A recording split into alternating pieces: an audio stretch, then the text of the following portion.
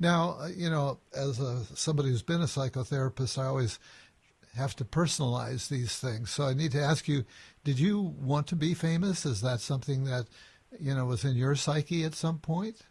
And Oh, my goodness. Have you achieved as much fame as you might have desired?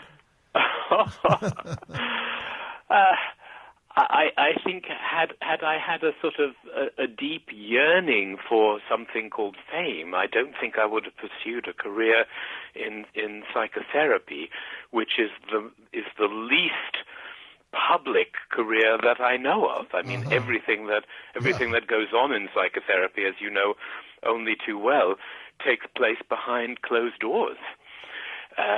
But you've had your own radio show on the BBC for a number of years, and I think you had some millions of listeners.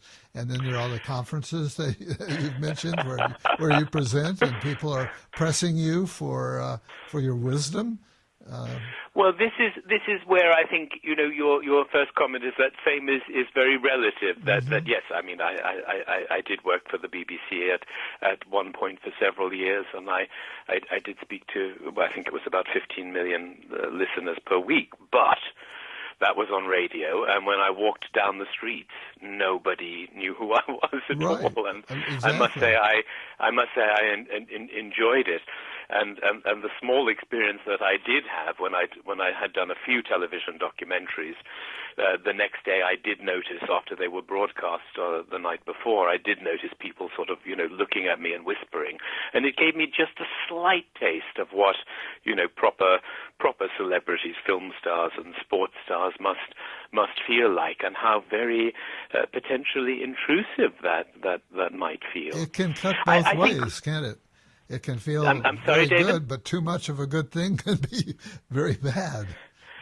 Well, I think so. I think a lot of people who have become, very properly famous, recognized public figures in the entertainment industry, in politics, and so forth, they do feel a sense of persecution. But when you talk to these people in the privacy of the psychotherapy consulting room, and they say, I really hate being stared at by, that gaggle of teenagers or what have you, yes, I can imagine that would be very intrusive. But at the same time, there's always some other person staring at them in their minds that happened long ago. And it often brings up a free association of a time when their mother was looking at their diaries, for example, or, their father was watching them, get out of the shower and they thought the door was closed.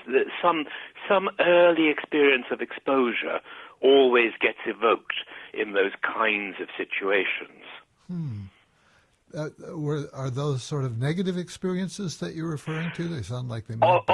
Often quite negative experiences. That's right. Often quite negative experiences.